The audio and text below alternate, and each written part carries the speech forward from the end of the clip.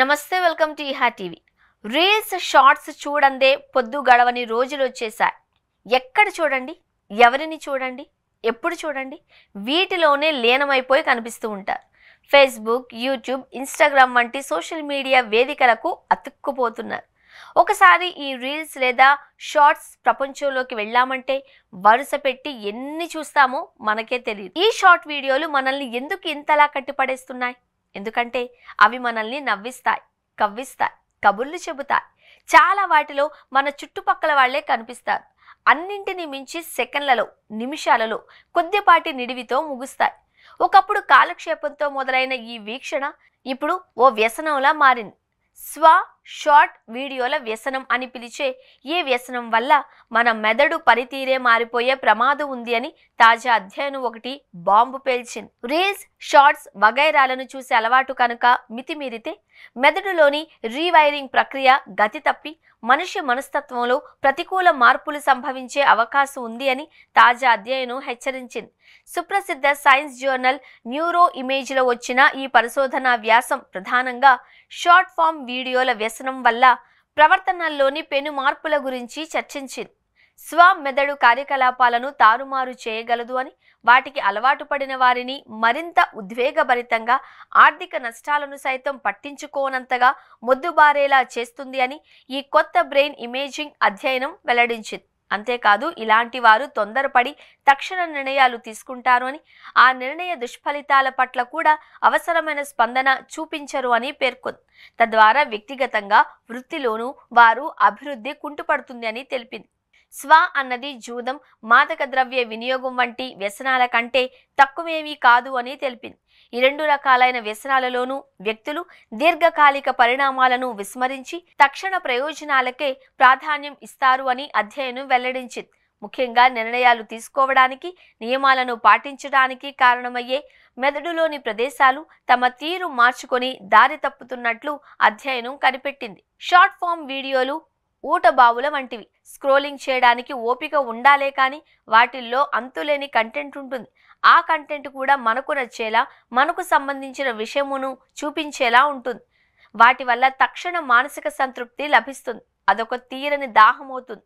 దీంతో మెదడు ఒత్తిడికి గురై మెదడు రీవైరింగ్ పనితీరులో మార్పులు సంభవిస్తాయి. పర్యవసానంగా ప్రమాదాలను పసిగట్టే సరైన నిర్ణయాలు తీసుకునే సామర్థ్యం తగ్గుతుంది.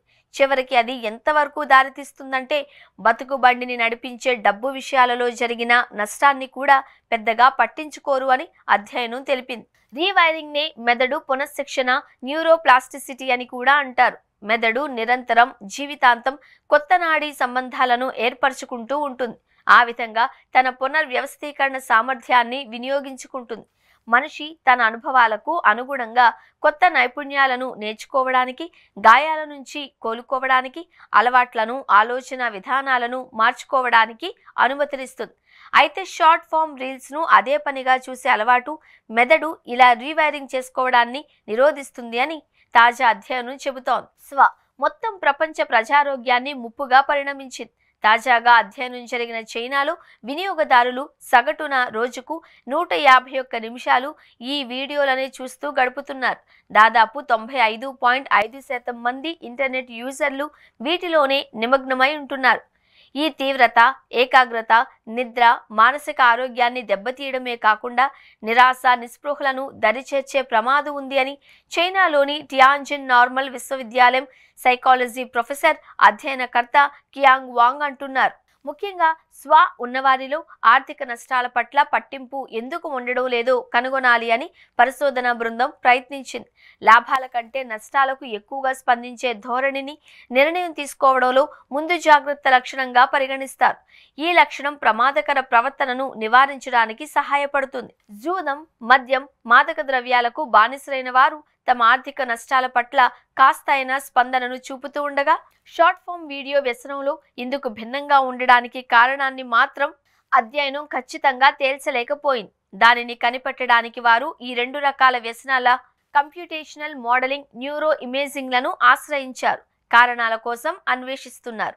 International journal of Indian psychology గతంలో నిర్వహించిన అధ్యయనంలో యుక్త, మధ్య వయసులో షార్ట్ రీల్స్ చూడడం వల్ల ఒక పని మీద ధ్యాస, శ్రద్ధ ఉండకపోవడం గమనించారు. ముఖ్యంగా రకరకాల అంశాలకు సంబంధించిన చాలా స్వల్ప వ్యవధి వీడియోలు మార్చి చూడడం వల్ల యువత ఒక సమయంలో ఒకే పని మీద పూర్తి శ్రద్ధ పెట్టలేకపోతున్నారు అని తేలింది. దేశంలోని నెట్ వినియోగదారులలో 80% పైగా షార్ట్ ఫామ్ వీడియోలు రోజు వీక్షిస్తున్నారు. ఇండియాలో నెట్ యూజర్లు రోజుకు గంటకు పైనే షార్ట్ ఫామ్ వీడియోలు చూస్తున్నారు అని ఒక అంచనా.